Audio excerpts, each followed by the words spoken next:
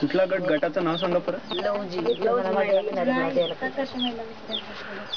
कधीपासून? बरं आता सोनाचं सांगा काय केलं का? पैसे घेतलेले आता 10,000 घेतले. शेळ्या घेतल्या. बरं किती शेळ्या घेतल्या 10,000 रुपयाच्या? दोन. त्याला पिले वगैरे आहेत का?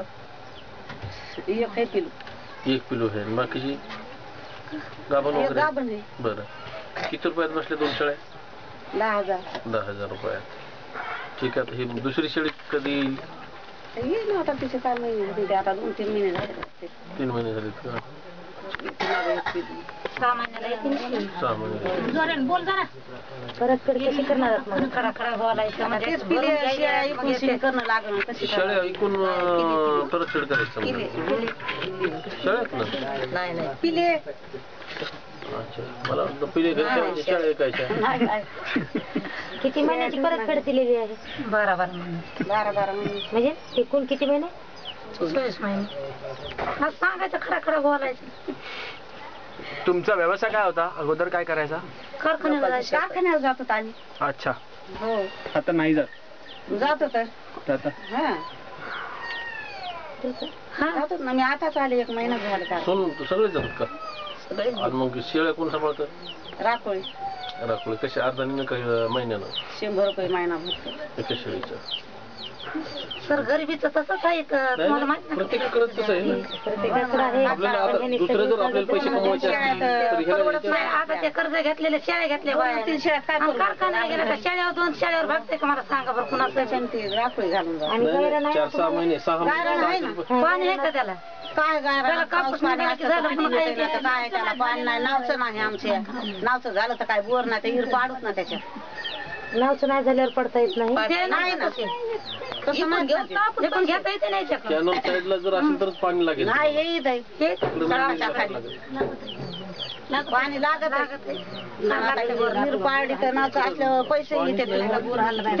असं बी मकान ना खायला त्याच्याकडचं पैसे भेटल्यावर बोर पाडता येते ना. त्या कशी बाई बोर पाडत रिस्की आहे ते. म्हणजे त्याच्यात जे आपल्याला अशी गॅरंटी नाही ना पाणी लागण्याची. आता वरचीवर दुष्काळ पडत चाललेला आहे आणि त्याच्यात जर आपण हे करू पाणी चांगलं. आता आमच्यात हे नाही ना. पाण्याचं फिरण्याचं काय करणं नसतं. काय करणं नाही. ते मनानच लागलं तर देवाच्या नावावरती लागलं तर लागलं. वरचीवर पाऊस खाली चालेल पाणी नाही. तिथं त्याच्याच वड्याने असं पाणी वाहत होतं. तर आता पाऊसच वरून पर्यंत वाहीन काय तर खाली येईन काय जमिनीला असं झालंय ना. सर गट झाल्यापासून चांगलं झालंय लोकांना. शाळा पण मुलाला शिकायचं नव्हतं. एवढं मुलं घ्यायचं कारखान्याला पडायचं होतं. आता या गट झाल्यापासून शाळा शिकवायला घरी राहिलो घर म्हणून एकाच 2 करायला.